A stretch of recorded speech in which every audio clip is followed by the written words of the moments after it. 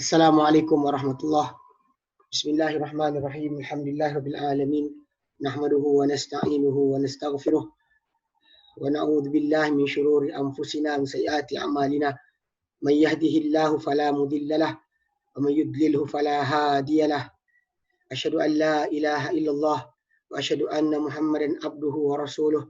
Allahumma salli ala Muhammad wa ala ali Muhammad kama sallaita ala Ibrahim wa ala ali Ibrahim. وبارك على محمد وعلى آل محمد كما باركت على إبراهيم وعلى آل إبراهيم في العالمين إنك حميد مجيد. رب اشرح لي صدري ويسر لي أمري واحلل عقدة من lisani yafqahu qawli amma ba'd. Alhamdulillah, kita bersyukur kepada Allah Ta'ala kepada kita berkumpul lagi pada hari ini. InsyaAllah meneruskan kelas pengajian kita berkenaan dengan ringkasan Sahih Imam Muslim yang dibawa oleh Imam Qurtubi. Dan saya minta maaf tak dapat hadir fizikal hari ini. Sebab kurang sihat sikit. Semua dah batuk. Diikutkan pada gejala tu tak boleh jumpa orang kan. Tapi apa tak sedap badan sikit, saya jadi kita online Baik. Ala kulihat kepada yang online ataupun yang ada dalam kelas. Dalam kelas ada datang tak hari ni? Ada siapa datang? Dalam kelas? Tak ada. Tak ada? Tak ada. Kosong. Kosong? Oh ya ke? Okey. Jadi yang online je lah jumpa hari ni insyaAllah. Lakulihat. Okay. Jadi kali terakhir kita bincang tu, kita habiskan dah berkenaan dengan tajuk tentang tajuk menjadi imam apa yang datang mengenai imam. Siapa yang layak menjadi imam, bab keimaman dan siapa lebih layak dengan imam, menjadi imam So hari ni insyaAllah kita akan masuk pada tajuk baru 82. Itu berkenaan 84, 83 83. Itu berkenaan dengan bab ma ja'a fil qunuti wa du'ai wa du'ai lil muayyani, ma ja'a fil qunuti wa du'ai lil muayyani wa alaihi fi shalah wa alaihi fi shalah. Macam biasa kita baca dulu hadis lah. Kita baca dulu hadis dia.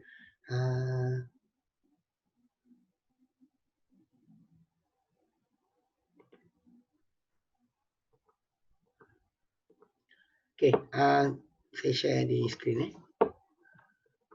Okey. So bab, kita baca hadis dulu bab ma ja'a fil qunuti. Bab ma ja'a fil qunuti wa du'a lil muayyani wa alaihi fi shalah. 268 an Abi Hurairah radhiyallahu anhu qala kana Rasulullah sallallahu alaihi wasallam yaqulu hina yafrughu min salatil fajri min al-qira'ati hina yafrughu min as-salati hina yafrughu min as-salati fajri fi al-qira'ati hina yafrughu min salatil fajri min al-qira'ati wa yukabbiru wa yarfa'u ra'sahu sami Allahu liman hamidah rabbana walakal hamd ثم يقول وهو قائم اللهم أنجي الوليد بن الوليد وسلمة بن هشام وعياش بن أبي ربيعة والمستضعفين من المؤمنين اللهم اشدد وطأتك على مضر واجعلها عليهم كسني يوسف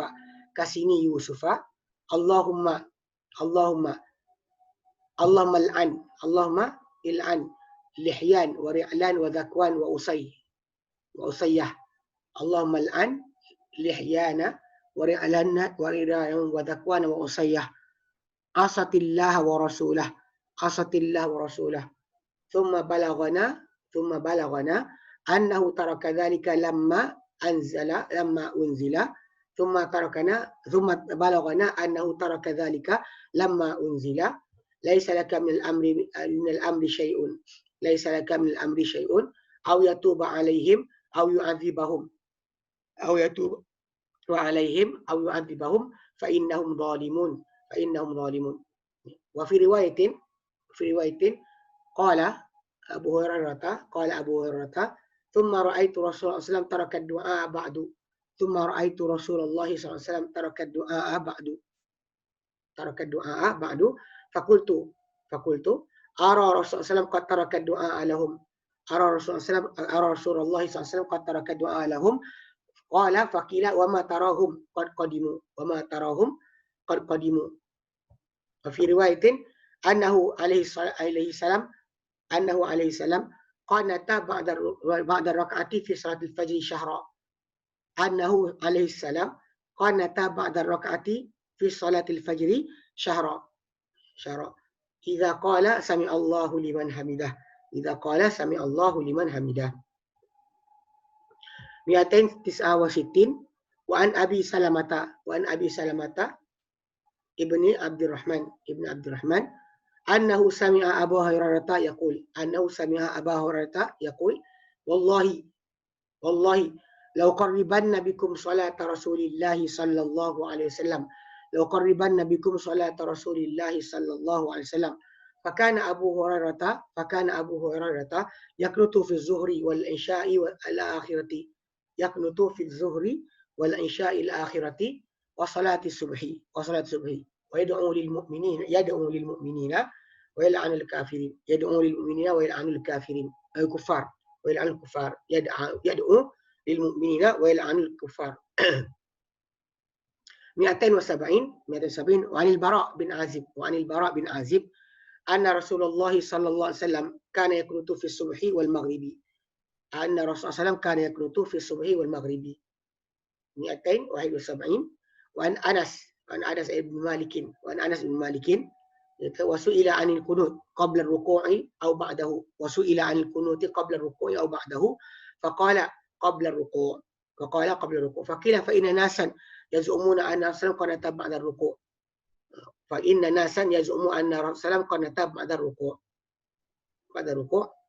قال إنما قنت رسول الله صلى الله عليه وسلم شهرا وفي رواية بعد الركوع في صلاة الفجر يدعو على أناس قتلوا أناسا من أصحابه يقال لهم القراء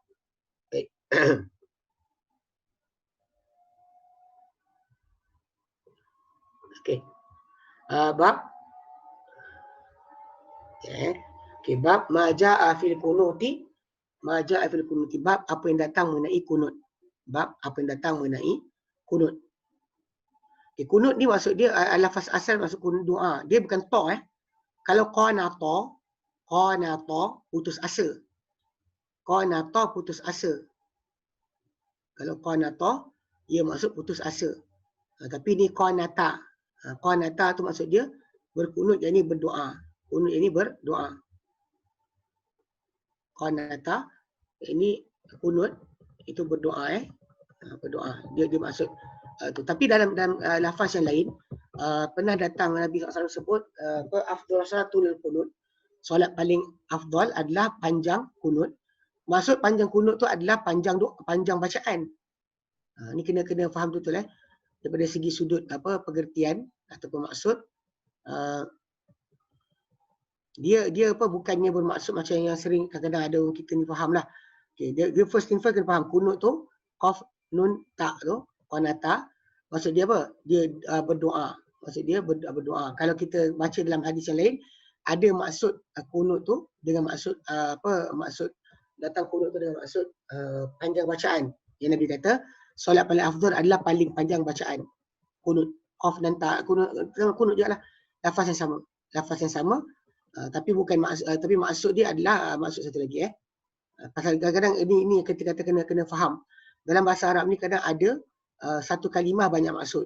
So setiap pengertian tu kena berpadanan dengan tempatnya. Kalau dia kata seorang tu dia ambil maksud tapi bukan seperti yang dikehendaki, dia akan salah faham. Sebab kat sini yang kita faham bahawa sebenarnya yang datangkan dengan maksud kunut tu kat sini adalah doa banyak, doa dalam solat. Okey. Tapi kalau kita nak faham sini itu maksud dia. Kalau kata lafaz yang hadis Nabi satu lagi Nabi kata afdhalus salatul kunut, maksud dia adalah yang panjang bacaan. paling lama berdiri, paling itu paling afdal. Itu maksud Nabi dengan afdalus salatu lal qunut. Qaf nun ta juga. Tapi ni semuanya ta sama ada maksud di bacaan atau maksud di doa, semua dengan ta sampan Adapun kalau sekiranya dengan ta, itu maksud dia dengan apa maksud lain. Maksud ta tu dengan putus asa. Okay. La taqnatu min rahmatillah kan, kalimah qunut. Qaf nun ta itu putus asa. Kalau qaf nun ta berdoa atau baca dengan panjang bacaan dengan panjang. Okey, baik. Jadi kalau kita sebut sini dia kata maja fil qunut, apa yang datang tentang qunut dan doa untuk orang tertentu. Wa du'ai lil muayyani. Doa untuk orang tertentu. Maksudnya kita lafaz by name dengan nama orang tu. Lil muayyani dia kata doa untuk orang tu wa alaihi dan doa ke atasnya. Bila lahu dengan alaihi dia beza maksud dengan apa? Beza maksud dengan pengertian kalau lahu tu doa kebaikan. Kalau alaihi dengan maksud keburukan. Da'a lahu, da'a alaihi, itu dua kalimah Kalau gunakan da'a lahu, makna orang tersebut doa untuk orang itu. Maksud dia doa kebaikan. Tapi kalau sekiranya dia kata da'a alaihi, itu maksud dia keburukan. Doa dengan maksud keburukan. Kat situ maksudnya apa yang datang mengenai qunut dan doa untuk orang tertentu untuk ataupun ke atasnya dalam solat. Ini pasal doa ke atas umat manusia by name dan solat. Okey. Jadi kalau kita ikutkan kepada tajuk masalah solat subuh kan kita bincang itu solat fajar, kita dah sebutkan maksud qunut dari segi bahasa dan juga dan kita kata bercanggahan ulama bercanggah mengenai hukum dalam solat fajar. Dan solat fajar, solat subuh dan dalam witir Ramadan. Okey, maka dikatakan tiada qunut pada fajar dan pada selainnya. Ini pendapat pertama. Dikatakan oleh ulama-ulama Kufah. Ulama-ulama Kufah seperti Laith, Yahya bin daripada mazhab Maliki, semua dia kata benda ni tak ada qunut pada fajar, tidak pada selainnya. Kemudian tapi tak disetujui oleh Asy-Sya'bi. Okey. Kemudian dikatakan qunut pada fajar seterusnya dan pada solat yang lain apabila berlaku sebarang musibah pada umat Islam. Ini pendapat Imam Syafi'i dan juga Imam Tabari. Imam Syafi'i dan Imam Tabari. Dia pendapat dia bila subuh sentiasa dan pada waktu-waktu yang lain ketika mana berlaku musibah. Macam baru-baru ini mungkin ada orang berpendapat memang ketika mana berlaku wabak coronavirus baru ni, ada orang menyangka bahawa patut dibuat doa qunut bagi meminta Allah Taala mengangkat akan bala tersebut. Ini ada pendapat. Tapi itu berdasar pada mazhab Syafi'i lah. Tapi kita nak fahamkan juga sebenarnya benda tersebut ikutkan kepada perbuatan para sahabat ada. Diorang tak buat qunut ketika mana berlaku wabak penyakit. Okey. Kemarau panjang ke tak ada. Dia ada solat istisqa dia ada. Kan doa minta Allah Taala angkat bala ada. Tapi tidak mesti di dalam solat. Bahkan boleh dibuat lepas solat. Okey. Pendapat dia kata semua solat dan ketika mana berlaku pada umat Islam sebarang musibah, ini pendapat Imam Syafi'i dan Imam Tabari. Okay, berkata Imam Malik dan selain Imam Malik, dia kata dan selainnya ada orang ulama lain, dia kata ia digalakkan dalam solat fajar. Digalakkan, mustahab dalam solat fajar. Jadi diriwayatkan daripada Imam Syafi'i, dia kata daripada Hasan Basri dan juga Ibnu Sahnun bahawa ia adalah sunat dia. Tapi dan dia semuanya dan dia adalah isi kandungan riwayat Ali riwayat Ali bin Abi Talib daripada isteri Imam Malik dengan ulangan untuk orang yang meninggalkannya secara sengaja. Tapi masalahnya riwayat tersebut tak kuat untuk dijadikan hujah kepada bahawa orang tinggalkan qunut kena ulang solat. Wallahu a'lam, tapi memang mungkin yang berlaku masyarakat Islam kita di Malaysia bila tinggal qunut subuh, jemaah tu akan ulang solat balik. Ini sangat salah sebenarnya. Balik pada asal hukum sebenar dia adalah yang betul daripada hadis yang sahih daripada pendapat para ulama adalah dia adalah sunat saja. Digalakkan, tapi kalau pihak yang tertentu sampai kata tak ada langsung. Salah Jadi dan diceritakan daripada Imam Tabari, dia kata ijma' ke atas orang meninggalkannya tidak rosak solat. Ini masalah yang pertama Imam Tabari walaupun dia kata digalakkan, dia suruh buat, tapi dia kata ijma' bahawa siapa-siapa meninggalkannya tidak merosakkan solat. Dan Hasan Basri kata dan tinggalkan dia kena sujud sahwi. Tapi realitinya kalau kita faham kat sini khilaf para ulama dalam perkara ini sangat luas dan pendapat berkenaan dengan qunut tu digalakkan atau mesti hanya satu pendapat daripada kesemua pendapat yang ada. Bukannya ramai pun. So, itu kat situ asas ya. Baik. Okay, kemudian kalau kita faham itu daripada tentang tajuk ni, kita yang hadis yang pertama kita dah baca tadi, dia bincangkan berkenaan dengan tajuk masalah kedudukan kunut. Kedudukan kunut. Di manakah duduknya kunut tersebut? Okey. Kita baca hadis tadi daripada Abu Hurairah radhiyallahu anhu, an Abi Hurairah radhiyallahu anhu qala, ya, kana Rasulullah SAW yaqulu, baginda akan bersabda, baginda mengatakan hina yafrugu min salatil fajr, ketika baginda selesai solat fajar. Maksudnya dia ketika hujung lah. Selesai apa? Selesai minal qiraati, daripada bacaan. Selesai daripada solat fajar, iaitu selesai bacaan solat fajar. Hujung sekali lah, bacaan terakhir lah. Dan rakaat yang terakhir. Rakaat kedua, lepas rakaat tu. Wa yukabbiru wa yarfa'u ra'sahu. Lalu baginda akan bertakbir dan baginda akan mengangkat kepala baginda sallallahu alaihi wasallam. Baginda akan mengangkat kepala baginda sallallahu alaihi wasallam, rukuk, betul angkat kepala. Wa sami Allahu liman hamidah, baginda mengatakan sami Allahu liman hamidah, mendengar Allah Taala sesiapa yang memujinya. Rabbana, wahai Tuhan kami, walakal hamdu, bagi engkau lah segala pujian. Rabbana walakal hamdu. Summa yakun, Nabi sallallahu akan berkata ketika baginda sedang berdiri itu, baginda mengatakan wahwa qa'imun, dalam diri, mana bangkit daripada rukuk. Dia kata Allahumma anjil Walida bin Walid. Ya Allah, selamatkanlah Walid bin Walid. Wa Salamah bin Hisham, Salamah bin Hisham, wa Ayyash bin Abi Rabi'ah. Ayyash bin Abi Rabi'ah. Nabi sebut 3 nama. Kemudian Nabi sebut wal mustada'afin minal mu'minin, dan orang-orang lemah di kalangan orang-orang yang beriman. Ini doa untuk manusia tertentu. Kemudian Nabi kata lagi, Allah masyud wa ta'ataka ala mudar. Ya Allah, ketatkanlah, hentakkan engkau, tekanan engkau, pijakkan engkau ke atas mudar. Wa ta'a ni asal maksud dia adalah pijak kaki. Syadda, ketatkan, keraskan. Syadid, kalau kita kata syadid, keras, dahsyat. Jadi wa ta'a, pijakkan, hentakkan, ataupun kita kata tekanan. Ala mudar, ke atas mudar. Mudar ni kabilah yang kita pernah terangkan dulu, bahawa dia adalah kabilah di kalangan kabilah Arab yang zaman Nabi dahulu kerja dia merompak orang je. Dia daripada keluarga Bani Ismail jugalah. Tapi kita kata kaum yang Mudar terkenal suka merompak dan sebagainya. Bahkan memang ada dalam hadis Bukhari dan Muslim dan Kitabul Iman, mula-mula dulu kita dah baca berkenaan dengan bagaimana sebagian para sahabat mengadu kepada Rasulullah SAW tentang mereka tak dapat jumpa Nabi kecuali pada bulan haram. Di antara Nabi dengan mereka ada Mudar yang suka rompak orang. So ini yang Nabi sebutkan. Nabi doa dekat sini, ya Allah, ketatkanlah tekanan engkau ke atas Mudar.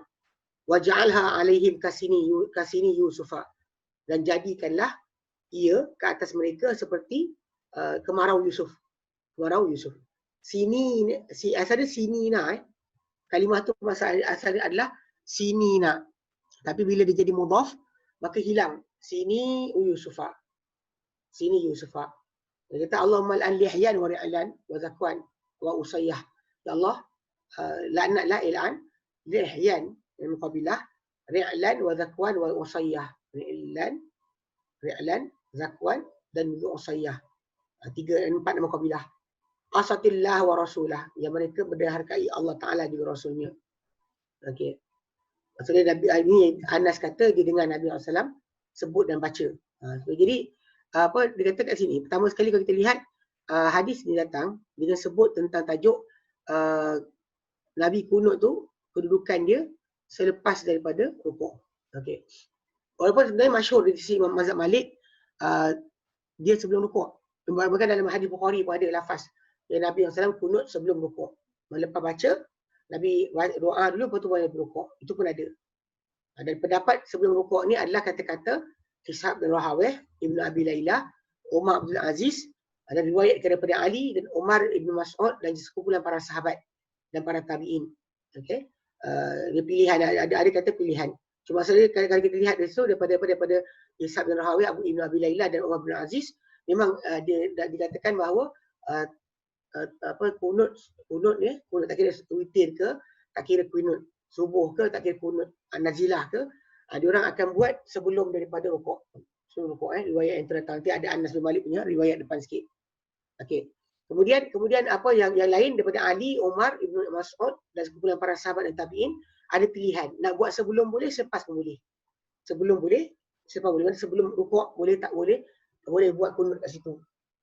Ini mungkin kalau anda kata orang kita di Malaysia ni jarang, tak pernah tengok. Lepas kalau kita solat dengan orang mazhab Maliki biasa. Diorang akan kunut sebelum daripada rukuk.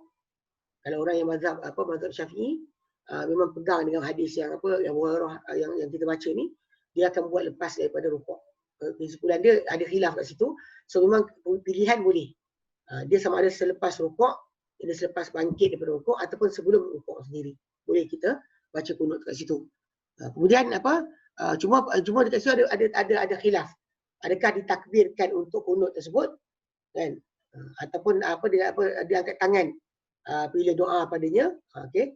Jadi mazhab Maliki nampak tak ada perlu, lurus tangan saja. Tapi mazhab lain macam Syafi'i dan sebagainya, dia terus angkat tangan dan juga dia doa. Cuma takbir ni maksud kata takbir berdiri bangkitlah. Cuma kita kata dari masalah nak kena takbir Allahu Akbar untuk tangan, itu tak ada dalam mazhab Syafi'i pun tak buat. Terus angkat tangan dan doa. Okey, angkat tangan dan doa Okey. Kemudian orang yang berpendapat dengan tajuk kena kunut kunut tu boleh dan juga berlaku. Dia kata cuma bercanggah pendapat yang kunut pada fajar, adakah kunut pada witir. Maka ada kata kunut pada witir ni sunat kesemuanya, semua witir buat. Cuma daripada perbuatan para sahabat, kalau kita ingat, apabila kita sebut dulu bahawa Ubay bin Ka'ab dia cuma buat kunut lepas daripada untuk witir, lepas daripada 15 Ramadan. Itu yang daripada ditunjukkan. Daripada apa yang diriwayatkan daripada Nabi SAW dan daripada para sahabat yang tengok Nabi kunut ketika berwitir, tak ada seorang pun yang kata start pada tempoh tertentu. Cuma Ubay bin Ka'ab pasal dia guru Quran, dan wallahu alam, kita kan kat sini kalau dia orang ceritakan satu perkara, kita anggap benda tersebut orang tak reka-reka lah daripada pendapat mereka sendiri. Jadi dengan sebab itu pendapat yang mengatakan bahawa kunut untuk witir hanya berlaku lepas 19 Ramadan tu dia ambil pakai. Kita di Malaysia, mazhab Syafi'i pegang itu. Walaupun sebenarnya tidak ada yang kemestian. Mungkin boleh jadi juga ijtihad daripada Ubay bin Ka'ab. Allahu a'lam. Baik. Okay, kemudian dia kata pendapat yang kata kunut ni, kunut witir ni kesemua witir, ada pendapat Ibnu Mas'ud, Hasan Basri, An-Nakhai, Ibnu An-Nakhai, Ishaq bin Rahawiyah, Abu Thawr. Berkata Qatadah pula, itu pendapat mereka yang kata kunut ni pada witir sunat kesemuanya. Dan berkata Qatadah bin Da'amah, Ibn Amah Sadusi, kunut ni pada sunat kesemuanya kecuali pada separuh awal Ramadan. Maksudnya kalau kita nak kunut pada mana-mana solat pun tak ada masalah. Yang penting sebelum separuh awal Ramadan dia tak disunatkan, dia kata. Berkata sekumpulan lagi kunut tiada kunut pada witir secara keseluruhan, dia kata. Ini riwayat daripada Ibnu Umar dan Taus, ada juga riwayat daripada ulama-ulama Mesir daripada Imam Malik. Orang Mesir, Ibn Maliki di Mesir, dia orang kata dalam Maliki tak ada langsung kunut ni pada secara witir, tak ada kunut langsung. Dan diriwayatkan daripada Ali bin Abi Thalib, Ubay bin Ka'ab, Ibnu Umar dan sekumpulan para salafus soleh. Ia satu riwayat daripada Ibnu Abi Wahbin, dia kata daripada Malik bahawa kunut ni pada 10 akhir Ramadan daripada malam 16. Dia kata malam 15. Ini pendapat mazhab Syafi'i pegang dan Ahmad serta Ishaq bin Rahawiyah. Okey. Kalau itu semua yang kata boleh ada kunut pada witir lah. Sedangkan Abu Hanifah pula, dia kata tak ada kunut kecuali witir Ramadan. Kalau witir biasa tak ada kunut. Witir pada hari-hari biasa tidak ada kunut. Sedangkan kalau ikutkan kepada yang mazhab yang tadi, 10 awal Ramadan tu tinggal. 10 akhir Ramadan dan waktu lain tak apa. Abu Hanifah dia kata tak ada kunut kecuali pada witir Ramadan sahaja. Witir lain tak ada. Kemudian mereka sepakat bahawa tidak ditentukan kunut ni doa tertentu. Dia dalam masa sama tidak ada ditentukan, dipilih pada kunut ni doa yang tertentu. Mereka diriwayatkan daripada sebahagian ahli hadis, khususan kunut Mashaf Ubay bin Ka'ab. Bahawa dalam riwayat tersebut Nabi Ubay bin Ka'ab bahawa Jibril mengajarkan Nabi SAW. Ini riwayat ni datang berkenaan kunut witir ni daripada Imam Baihaqi pada hadis Khalid bin Abi Imran. Tapi riwayat ni mursal sebenarnya. Riwayat ni tabi'in cerita tentang Nabi kata. Dia tak jumpa Nabi Di dalam doa tersebut, Nabi kononnya Jibril alaihissalam ajar Nabi, Allahumma inna nasta'inuka wa nastaghfiruka. Ya Allah, kami minta pertolongan kau, kami minta ampun pada kau, sampai akhir doa tersebut. Dan tidak di dan bahawa kalau kita dapat ni dia kata dan tidak disolatkan di belakang siapa tak kunut dengan itu. Ikut pendapat pendapat yang sebahagian ahli hadis, tak disolat seorang tu di belakang siapa tak kunut sedemikian. Namun begitu digalakkan saja oleh Imam Malik dan Imam Syafi'i pula dia digalakkan pada kunut ni dengan doa diriwayatkan daripada Hasan bin Ali bin Abi Talib. Hadis yang Hasan bin Ali yang diriwayatkan dalam riwayat Imam Ahmad, Abu Dawud dan Tirmizi. Yang doa kita baca adalah Allahumma hadina fiman hadait wa Allahumma hadina fiman hadait wa afini fiman afait. Itu yang doa yang digalakkan oleh Imam Mazhab Syafi'i dengan sebab juga diriwayatkan daripada Hasan bin Ali bin Abi Talib daripada Nabi SAW. Okay, sebab doa yang kita biasa bacalah doa kunut subuh tu sebenarnya doa kunut witir. Doa kunut subuh yang umat Islam kita di Malaysia amalkan itu adalah doa kunut witir, bukan kunut khas untuk subuh. Memang tak ada riwayat khas tentang daripada Nabi SAW. Kalau kita baca sekarang ni, yang dikatakan oleh Abu Hurairah anhu, doa Nabi ini spesifik dalam melaknat orang tertentu, minta tolong untuk orang tertentu. Dia tidak ada bentuk yang umum macam doa kunut witir tu, minta hidayah dan sebagainya. Okay. Dan telah memilih sebahagian syekh-syekh ulama di kalangan ulama Baghdad menghimpunkan di antara kedua-duanya. Maksudnya gabungkan baca doa kunut witir dan baca doa yang kunut kunut yang dibaca oleh Ubay yang dikatakan diajar oleh Jibril kepada Nabi SAW untuk khatam Quran. Jadi dua tajuk tu ada separuh ulama kata suruh gabungkan. Makanya nanti ada pendapat yang menggabungkan di antara kunut subuh dengan kunut nazilah untuk baca doa yang sama, doa sekaligus. Okay. Jadi kalau kita masuk itu dia kata pendapat ni pendapat Ishaq bin Rahawiyah, Hasan bin Hay, dan sebab penjagahan para ulama dalam perkara ni adalah penjagahan hadis. Sebab riwayat yang datang, sahabat ni cerita kunut tapi tak disebut lafaz. Kemudian sahabat yang ni kata Nabi tinggalkan. Kemudian ada kata Nabi buat. So jadi perbuatan ni kita kata yang berlaku ni menyebabkan percanggahan di kalangan para ulama berkenaan dengan kunut. So kita ada masalah kunut subuh, kunut witir. Ada kunut nazilah. Kalau kepala kedudukan ada 3 lah. Kalau siapa yang faham kunut subuh tu sama macam kunut witir, ada baca benda yang sama, ada dia macam gabung sekaligus.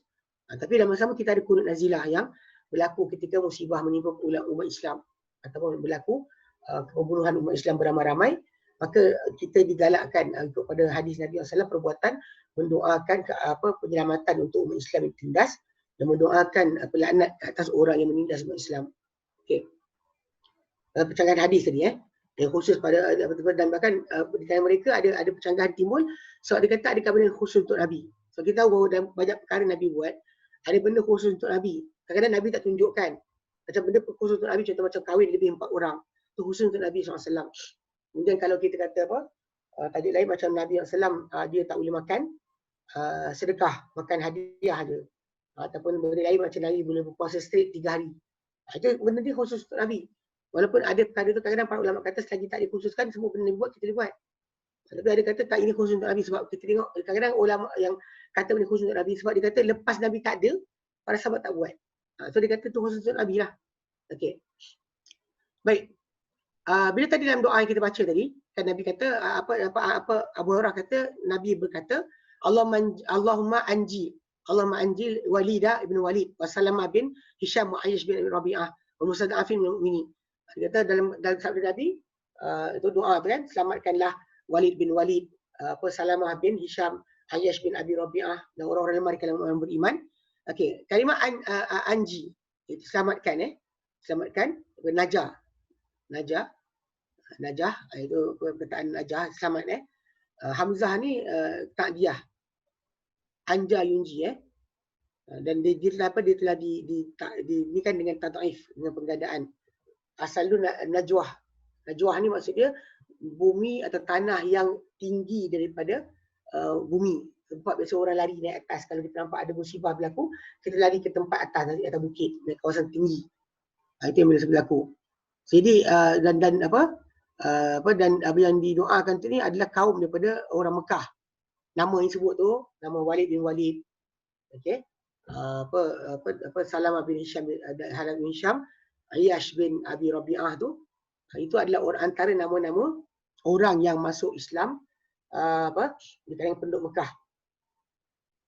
Lalu mereka ni telah diperseksa oleh penduduk Mekah. Mereka azab, mereka diazab oleh penduduk Mekah. Dan kemudian sudah itu mereka selamat daripada penduduk Mekah dan hijrah kepada Nabi SAW. Dapat hijrah kepada Nabi SAW. Sebab diorang dapat lepas, dapat tinggalkan Mekah. Tapi sebelum tu berita mereka diseksa sampai kepada Nabi. Maka Nabi SAW telah berdoa dalam kunut untuk Allah Ta'ala selamatkan golongan tersebut. Okay, baik. Kemudian bila Nabi sebut Nabi sebutlah tu, Allah wa ta'ataka ala mudar. Ya Allah, ketatkanlah pijakan kau atau tekanan kau ke atas mudar. Kabilah mudar, nama kabilah. Wa ja'alha alaihim kasini Yusufa. Dan jadikanlah ia tekanan kau tu ke atas mereka seperti kemarau Yusuf. Seperti kemarau Yusuf. Okey. Allah Ta'ala firmankan dan surah Yusuf kan, surah Yusuf ayat 48. Allah Ta'ala nyatakan, "Tsumma ya'ti min ba'di dzalika." Kemudian akan datang sesudah daripada itu, sab'un syidadun. 7 tahun yang sukar. Ya'kul nama qaddamtum lahud, yang ia akan makan apa yang kalian kemukakan untuknya. Kan 7 tahun kalian simpan makanan. 7 tahun akan datang, 7 tahun kemarau dan juga kesusahan yang akan makan habiskan apa kalian simpan. Illa qalilan mimma tuhsinun. Kecuali sedikit apa yang kalian boleh nanti untuk lindung supaya boleh tanam balik nanti. Sikit tertinggal. Maka dia telah disahut doa Nabi SAW ni. Lalu mereka telah, golongan Mudar ni, kabilah Mudar ni, mereka telah kena kontang selama 7 tahun. Mereka makan padanya semua benda. Sampai makan bangkai dan juga makan tulang. Okay? Dan seorang di kalangan mereka ni melihat di antara dia dengan langit ni seperti asap. Daripada bersangatan sangatnya dia lapar dan lemah. Memang kita kalau manusia ni lapar sangat, lemah sangat, mata dia nampak benda bukan. So macam tu sekali. Sampai datanglah, hingga datang Abu Sufyan, lalu kata kepada Nabi SAW, lalu bagi doa untuk mereka.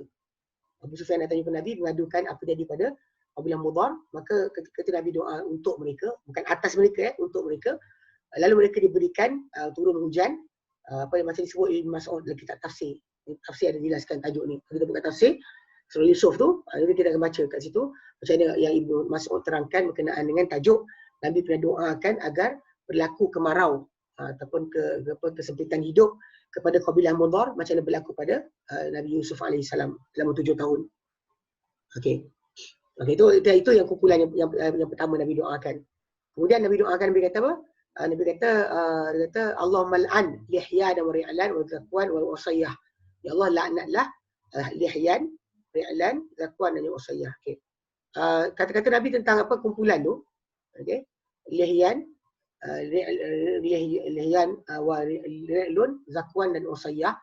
Ni kabilah-kabilah Arab. Ni kabilah-kabilah Arab. Kabilah-kabilah Arab yang membunuh para sahabat para sahabat baginda SAW di Telaga Ma'unah. Dan mereka ni 70 orang membaca Al-Quran. Dan daripada cerita mereka ni dah bahawa Abu Bara' Al-Kilabi dikenali dengan dia ni Mulai bil Asinnah, dia terkenal macam tu dengan gelaran khas, dan dia telah meminta Nabi SAW untuk halakan kepadanya lelaki-lelaki dengan para sahabat Nabi ke kaum Najd, dan doa menyeru mereka kepada Allah Ta'ala untuk ajak kaum tersebut masuk Islam, dan juga ajak mereka datang kepada Islam. Ini mana lelaki tu dia minta Nabi hantar para sahabat. Okey. Dan tawarkan kepada mereka Islam, kepada mereka Islam. Okey. Lalu Nabi SAW bersabda, Nabi kata, Inni akhafu alaihim ahlan Najdin. Aku bimbang ke atas mereka penduduk Najd. Kawasan Najd ni adalah kawasan yang sebelah lepas daripada kawasan pergunungan semenanjung tanah Arab tu. Dia semenanjung tanah Arab kan kita pernah terangkan dia bagi 3 section. Dia bayangkan dia dia macam semenanjung tu. So kawasan dekat dengan pantai dipanggil sebagai Tihamah. kawasan tengah yang ada pergunungan sampai turun ke Yaman dia pergi Hijaz. Dengan kawasan yang kering kontang, rata, tak ada sebarang tanah, tak ada sebarang gunung ganang, kering kontang, kawasan panggil Najd. So jadi penduduk yang belah sana lah. Kabilah Mudhar pun belah sana duduk. Kabilah ni pun duduk kat situ. Jadi kat situ Nabi kata aku bimbang kat atas mereka, kat atas sahabat-sahabat aku ni penduduk Najd. Lalu berkata Abu Barak, dia kata sungguhnya aku untuk mereka sebagai pelindung. Dia Abu Barak yang kita kata yang lelaki tadi, Abu Barak Al-Kilabi, dia yang tawar kepada Nabi untuk jadi pelindung untuk para sahabat baginda. Okey. Lalu Nabi pun mengutuskan mereka bersama dengan Abu Barak. Lalu bila mereka melintas dengan Bani Amir, Bani Amir telah menjerit ke atas mereka musuh Allah Amir bin Tufail. Okey. Dari kabilah tersebut dan dia kata dia melintas dengan Bani Amir telah menjerit dia telah jerit pada mereka ni musuh Allah Amir bin Tufail. Itulah ada kabilah yang telah diajak dia menyeru kepada mereka Rasulullah SAW. Mereka daripada Bani Salim, mereka sahut mereka daripada Bani Salim lalu kabilah tersebut sahut kata seruan Amir bin Tufail ni dan mereka pun bunuh para sahabat Nabi SAW. Dan tak selamat daripada para sahabat Nabi yang kena bunuh tu kecuali dia kata Amr bin Umayyah Ad-Damri. Amr bin Umayyah Ad-Damri, dialah yang selamat, lain semua mati. Lalu telah sedih ke atas mereka ni Nabi SAW dengan kesedihan yang bersangatan sangat kerana baginda tidak tak pernah ditimpa seumpama ditimpa kematian mereka macam tu. Kerana mereka ni orang terpilih di kalangan muhajirin. Golongan yang mati tu orang terbaik di kalangan muhajirin yang hafal Quran. Memang Nabi SAW suka mereka, sayang mereka. Tapi mereka ketika tu mati dibunuh. Pasal itulah tadi kita sebut tadi Al-Bara' Al-Kilabi tu, Abu Bara' Al-Kilabi membawa mereka sampai ke situ, diorang jerit dan serang ni. Tak jauh pun pergi, habis mati semua sekali. Kecuali seorang yang dapat selamat. Lalu kita kata ini kita kesedihan yang sangat. Sebab tu kalau kita nak faham kejadian ni kejadian sangat dahsyat. Sebab Nabi SAW ketika berada di Mekah dahulu, ketika mana mati para sahabat ke berlaku kematian isteri dia, sedih. Tapi tidaklah sedih seperti baginda macam mana sedihnya kematian para sahabat yang penghafal Quran ni. Sebab Nabi SAW lepas daripada itu telah berdoa, yang doa kita dengar ni, Nabi doa minta laknat ke atas orang-orang tertentu. Bahkan kabilah tertentu Nabi sebut nama mereka. Yang Nabi kata 4 kabilah tu asatillah wa rasulah, yang mereka mendarakai Allah dan juga Rasulnya. Jadi dekat sini dalam kisah ni memang Nabi SAW doa untuk orang tertentu. So dalam hadis ni ada fiqh, iaitu pertama keharusan berdoa ke atas orang tertentu ataupun untuk orang tertentu. Doa ke atas maksudnya doa musibah atau doa yang kebaikan untuk orang. Dan keharusan dengan dengan doa dengan lafaz, bukan lafaz Quran. Tidak ada dalil lain bahawa doa tu bukan lafaz Quran. Nama kabilah tu kan adalah Quran. So, Nabi doa dengan bukan lafaz Al-Quran dalam solat. Dan ini adalah hujah ke atas Abu Hanifah yang menghalang semua itu. Dia halang pertama doa orang tentu, B doa untuk bukan lafaz Quran. Dalam Hanafi, Abu Hanifah dia larang kalau dalam solat, kalau doa mesti doa daripada lafaz Quran je. Tapi dalam hadis ni dengan jelas Nabi tak doa dengan lafaz daripada Al-Quran. Bertentangan dengan apa yang difatwakan oleh Abu Hanifah dan siapa ikut bersama dengan dia. Dan juga dalam hadis juga tidak ada khilaf berkenaan keharusan berlaknat orang kafir dan doa ke atas mereka. Cuma yang mereka bercanggahan adalah boleh tak doa ke atas ahli maksiat. Contoh macam orang pergi pesta, konsert kita doa supaya terbalik. Ahli maksiat, dia orang kafir itu kita faham. Semua ijma' boleh. Tapi masalah orang ahli maksiat, yang dia pocok-pocok ke, yang dia buat tarian lucah ke, tak kira apa kumpulan sekalipun, minum arak beramai-ramai ke, ahli maksiat, orang Islam yang membenarkan benda tersebut. So kita kata kat sini dia kata tentang ahli maksiat, sekumpulan para ulama membolehkan, sekumpulan para ulama yang tak bolehkan. Dan banyak yang kata tak bolehkan, dia kata apa? Doa untuk mereka taubat. Bukanlah doa ke atas mereka. Dan juga dikatakan apa? Dikatakan hanya didoa ke atas orang-orang yang membuat kerosakan ni ketika dia buat kerosakan. Bukan dah setahun lepas, 5 tahun lepas, 6 tahun lepas, tak ada. Doa tu ketika macam sekarang dia tengah buat, kita doa kat sini. Itu ya. Ini maksudkan. Adapun selepas perginya mereka, dia kata lepas mereka selesai daripada tajuk tu, didoa kata mereka taubat. Kalau mereka tengah buat, doa kata mereka musibah je. Kalau mereka dah habis selesai, maka doa supaya mereka bertaubat. Itu beza lah. Kita kata dari segi para ulama untuk penentuan. Okey.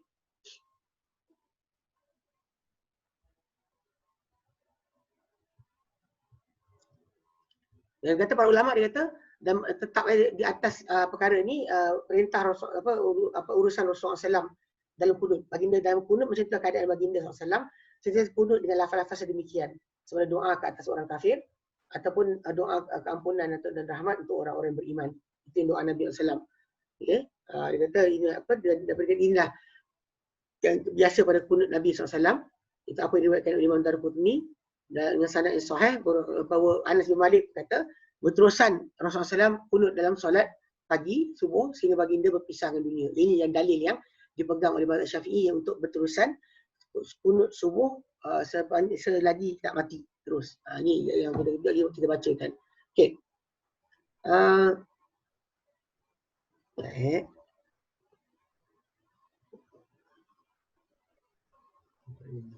Okey.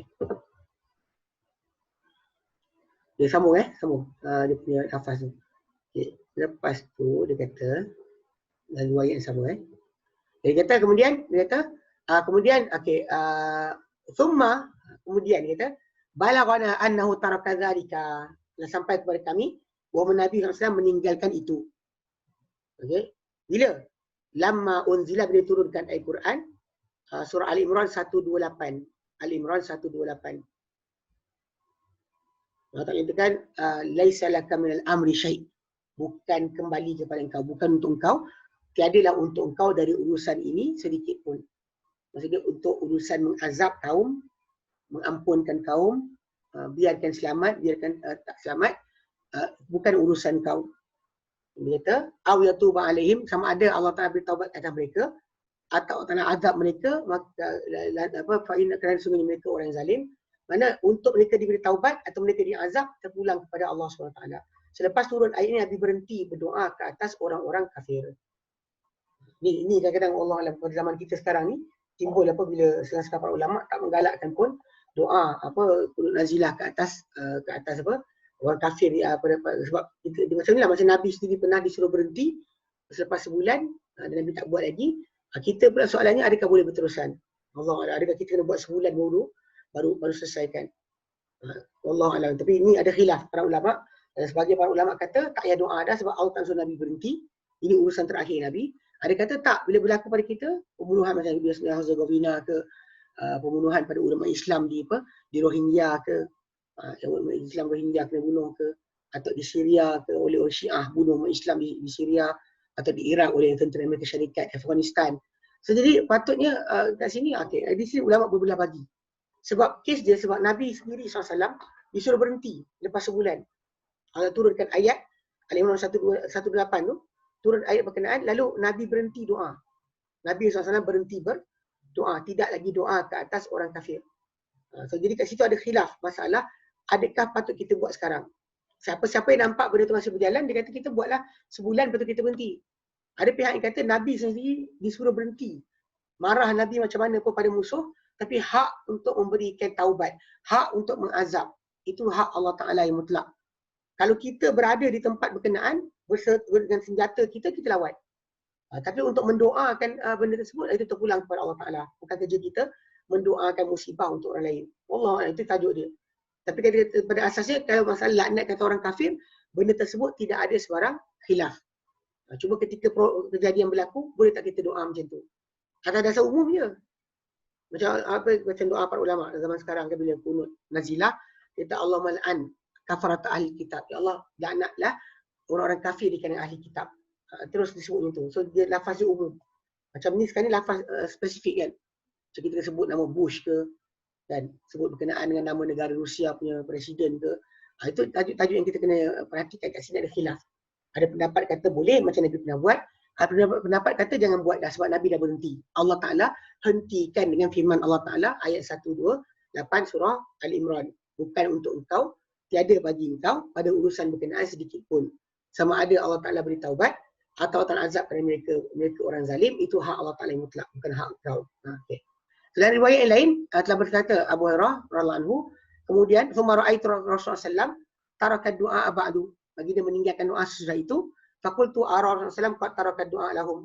Lalu aku lihat Rasulullah sallam telah meninggalkan doa untuk mereka, doa untuk Walid bin Walid, kan? Tiga orang sahabat tadi, Nabi berhenti doa. Qala, berkata perawi, faqilah, maka dikatakan wa ma tarahum qad qadimu. Engkau tak nampak ke mereka telah datang. Maksud dia, dua orang dah datang, maka Nabi berhenti berdoa. Maksud dia doa, kita bukan ada kata itu. Tapi ada kata wa ma tarahum qad qadimu ay ma'nahu matu. Maksudnya aku tak nampak pun mereka datang. Maksudnya mereka mati, tapi Nabi tetap berdoa. Maksudnya bukan doa untuk keselamatan dah. Okay, maksudnya Allah Ta'ala Nabi suruh selamatkan, tapi tak berjaya juga, tapi mereka mati. Wallahu a'lam. Dari situ lain bahawa baginda SAW kunut sesudah rukuk dalam solat fajar selama sebulan. Itu apabila baginda mengatakan Sami Allahu liman hamidah, mendengar Allah Ta'ala sesiapa yang memujinya. So Nabi terus kunut dekat situ. Okay.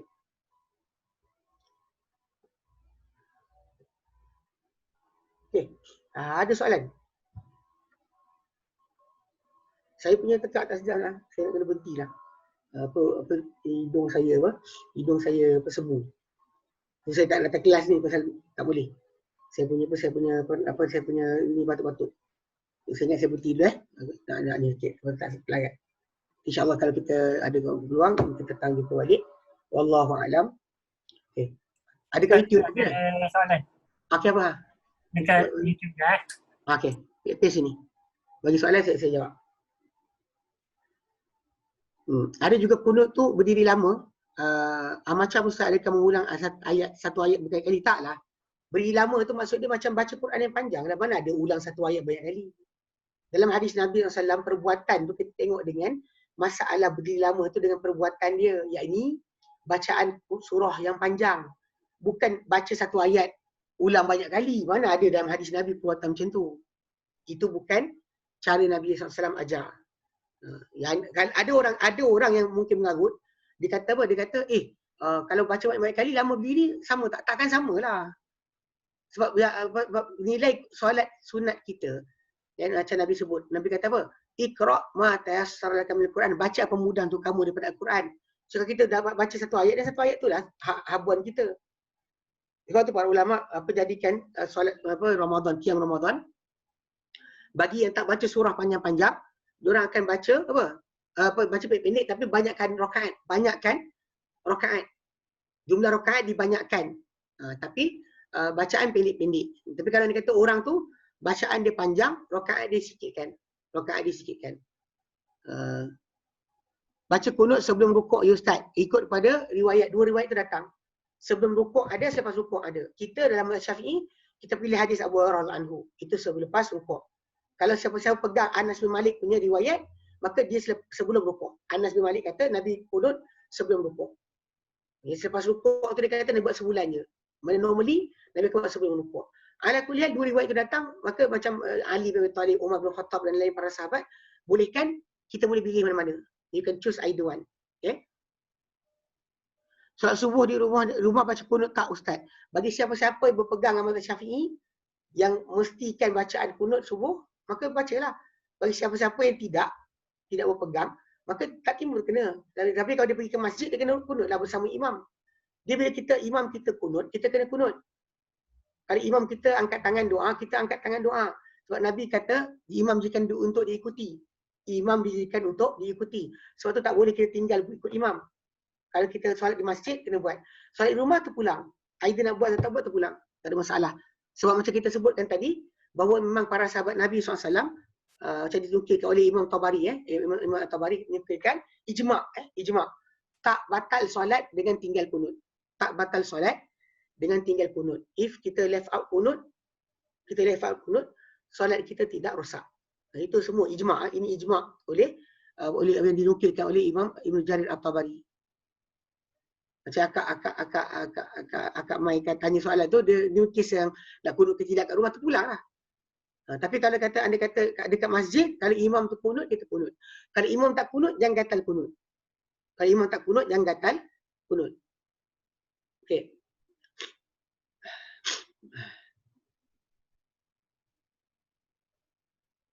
Ada soalan lagi?